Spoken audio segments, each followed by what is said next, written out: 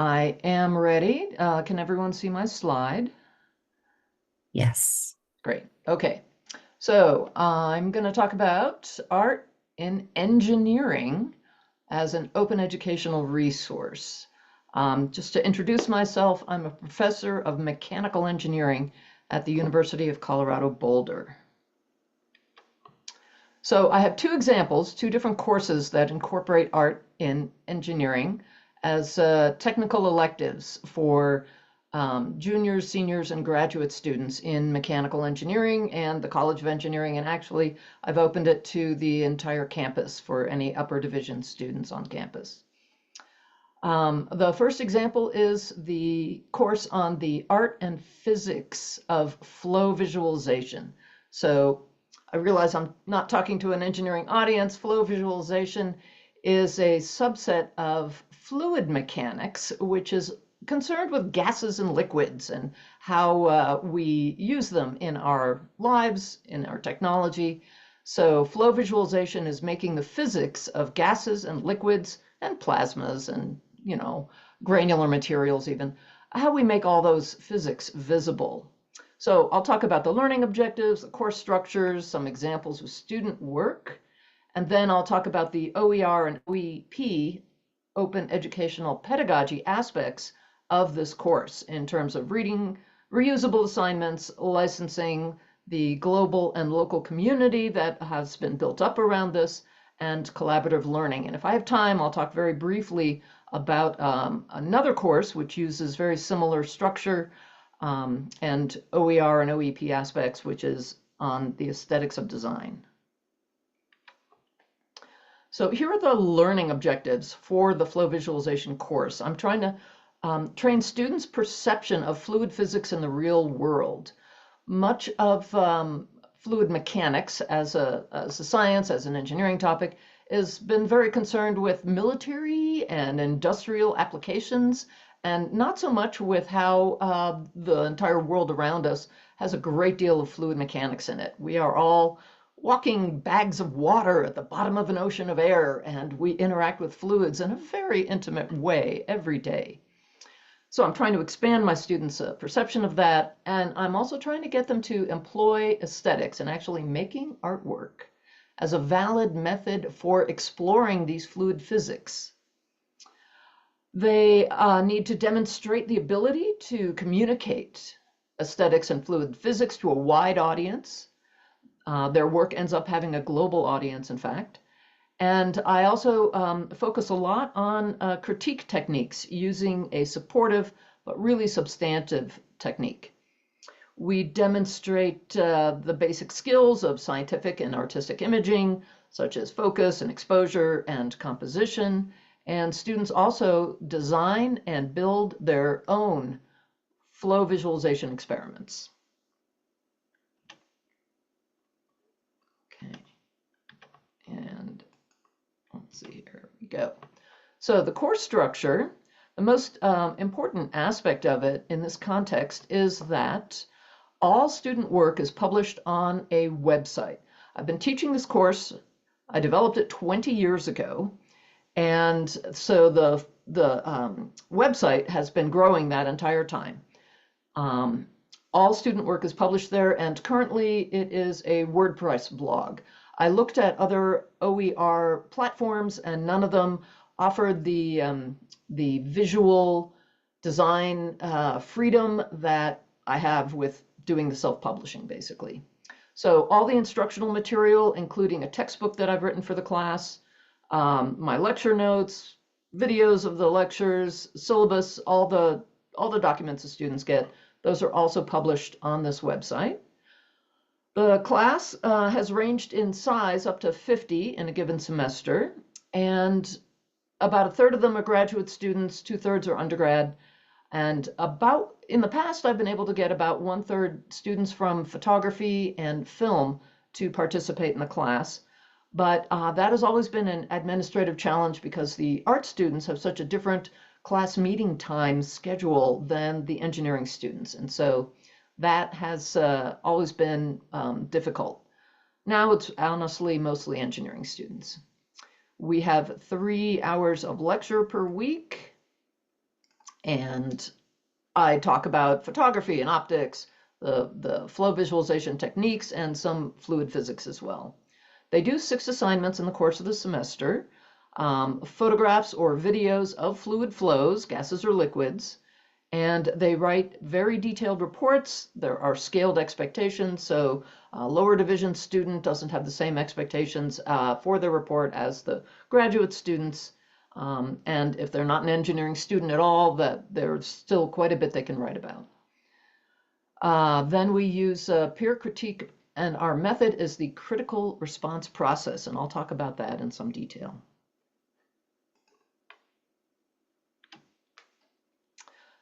I couldn't proceed without showing you some of the amazing work that the students have done that has really motivated me throughout these 20 years. So the work they do is just right on the boundary of art and science.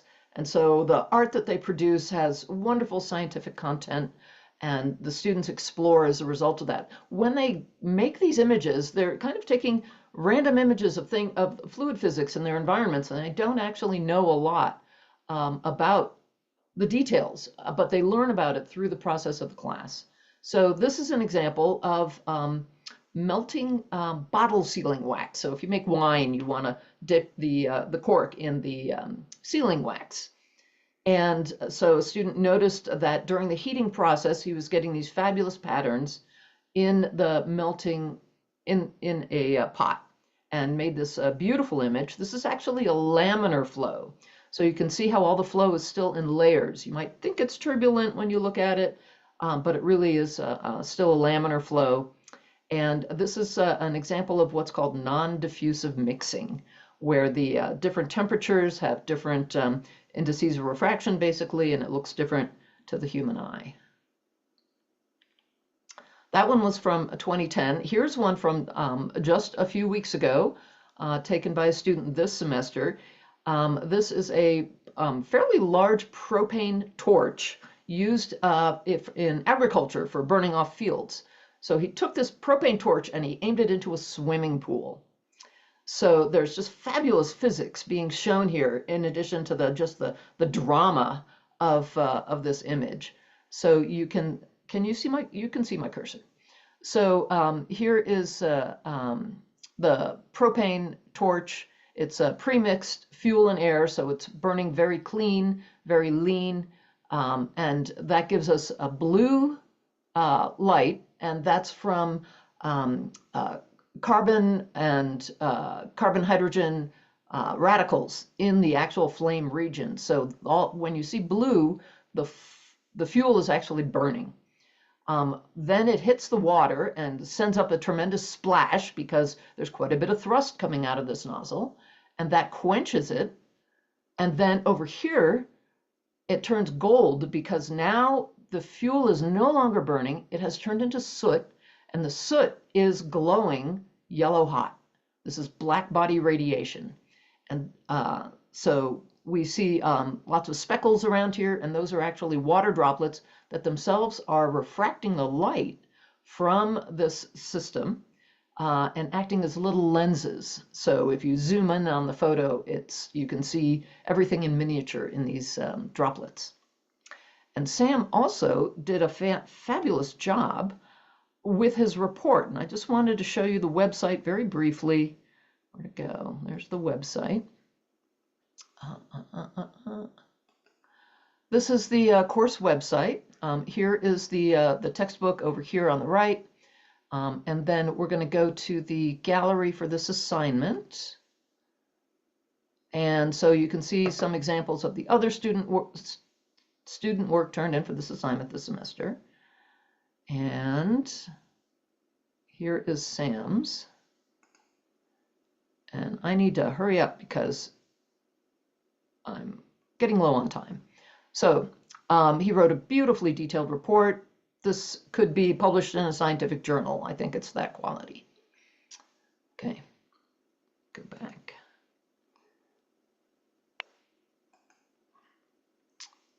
Here's another example. This is a slime made from borax, Elmer's glue, and water, dyed red from food coloring and dripping through a colander. Okay, OER and OEP aspects.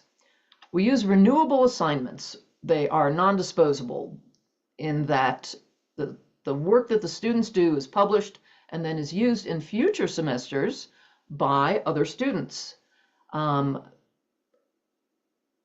They are inspired by past work. They're supported by knowing that what they do will be used in the future and by the high visibility of the website. The website has, all over the world, people come to this website.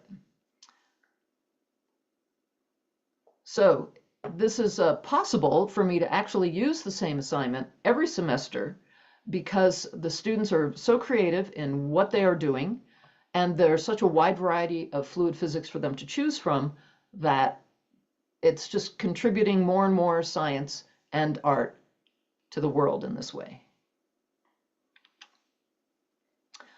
So the licensing has evolved over this 20 years along with the web itself. Initially, the site was copyrighted, and I asked the students to sign a copyright use agreement, which allowed me to do this kind of academic publishing. We have local displays around the engineering college, and the university uses it for outreach. They are informed of this requirement before the semester starts. It's an elective. If they don't want to, they don't take the course. But since 2016, I've used a Creative Commons license for all of this.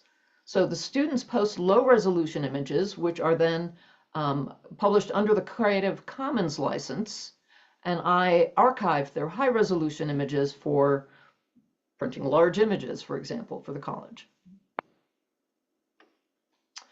The student, I've polled the students about it. They actually, only about two-thirds of them have heard of Creative Commons. One-third have never heard of it at all. And very few students even knew about the different levels of CC and had never actually applied it to their work. So I tell them about it and I ask them what kind of Creative Commons licensing should we apply to our website.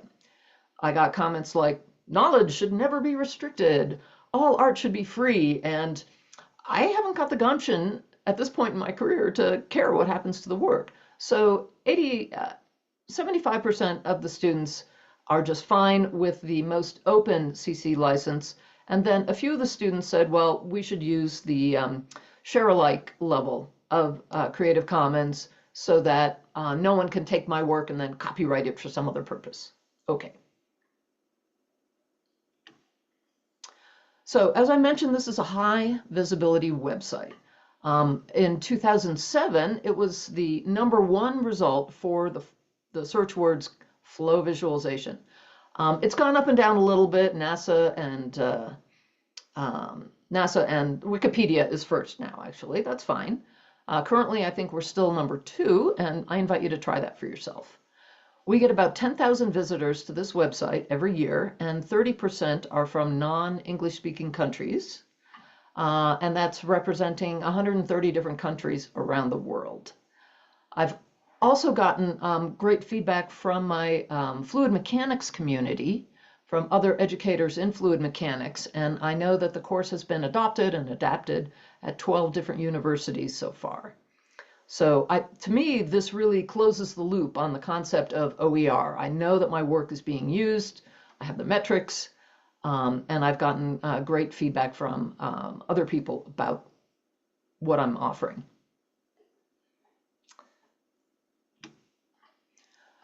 Another important aspect of open educational pedagogy is the use of collaborative learning, and this is implemented in 2 different ways.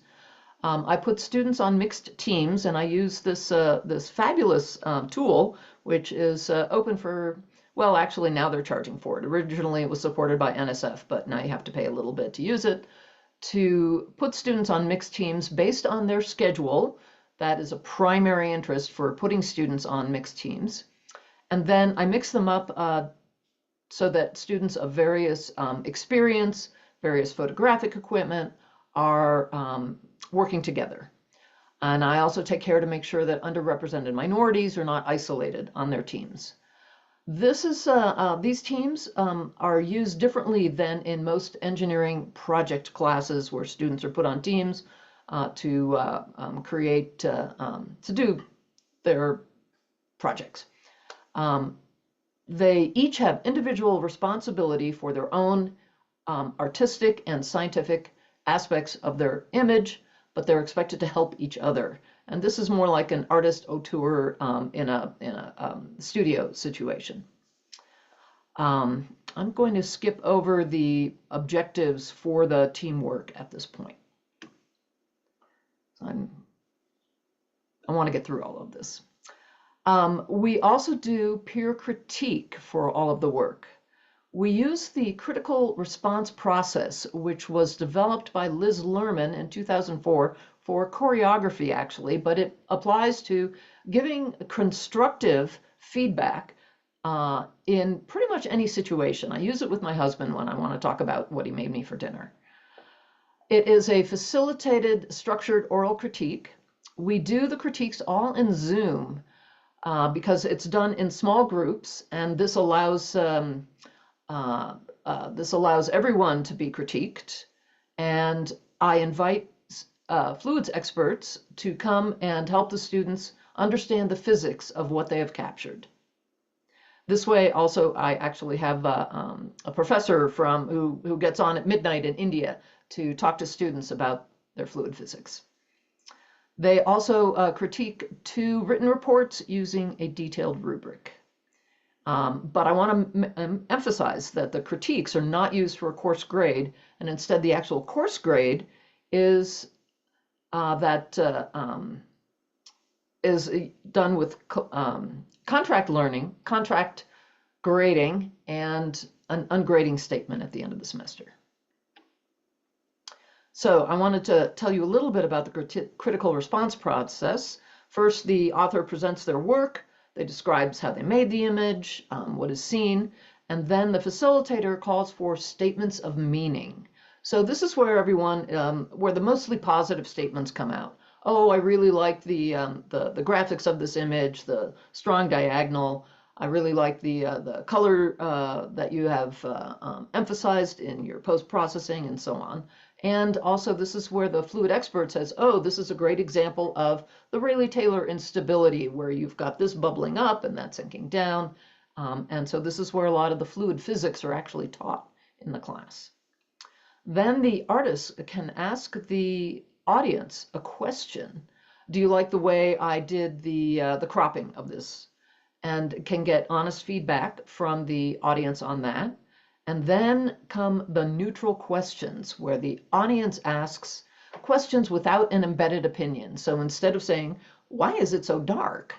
Instead, students are coached to say instead, well, tell us about the balance of light and dark in the image. What were you going for there?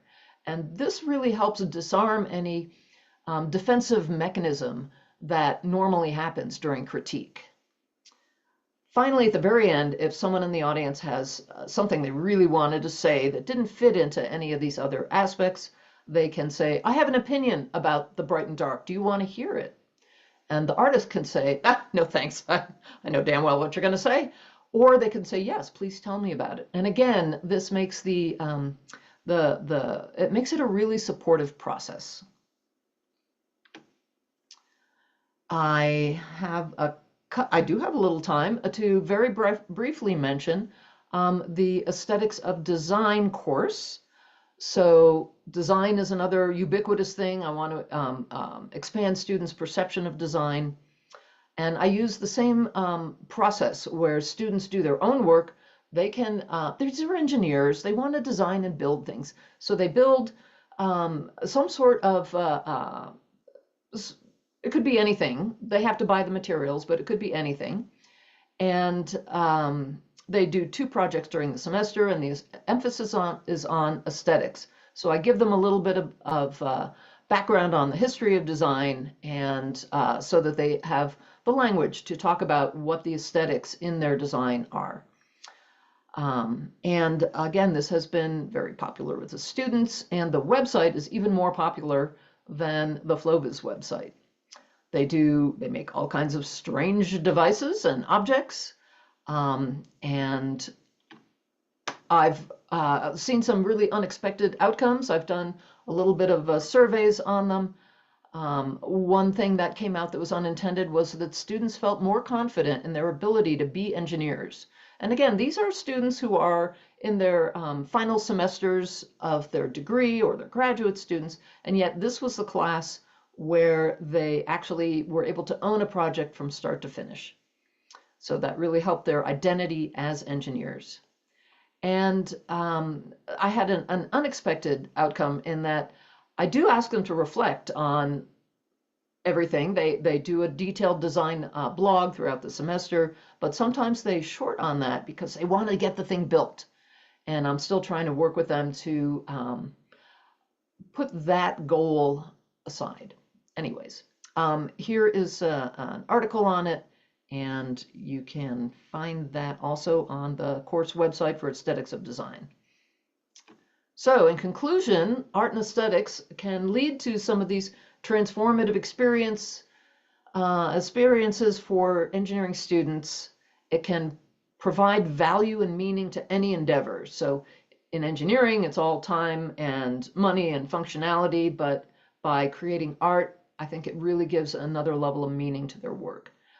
And this can bridge the ever-widening gap between art and science. It's been perfect for OER and OEP using these aspects. And thank you. I invite you to look at the websites.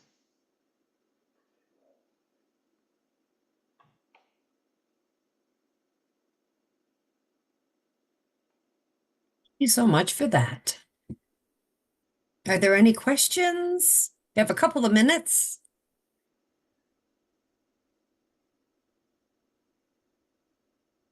Don't be shy.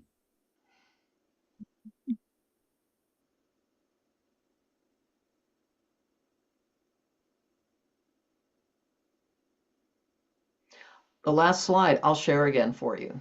There we go.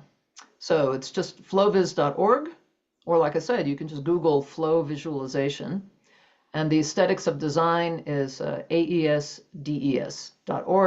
and here are the QR codes.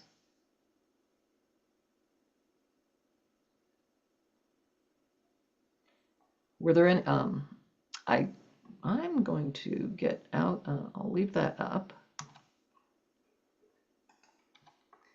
And look at the chat. Okay. Thank you. Yes. I can just say that the use of OER or OEP in engineering is sadly quite rare. Colleagues are not necessarily very focused on new pedagogies or the idea that OER is important for so many reasons, for DEI reasons, and simply for affordability for our students. And so I've been really happy that this has developed in the way it has. Yes, the increased confidence actually has been seen in other research on open educational pedagogy, where when students know that their work is actually being seen and used by the world, they are more motivated to really raise the level of their work. And this has allowed me to get away from, real points-based punitive grading, which is pervasive in engineering. Then they get more confidence out of it. They really do learn more, I believe, with this approach.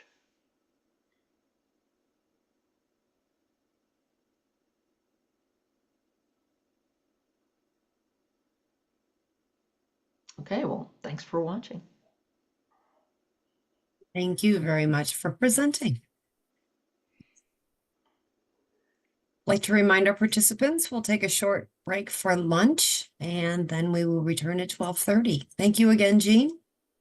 Thanks.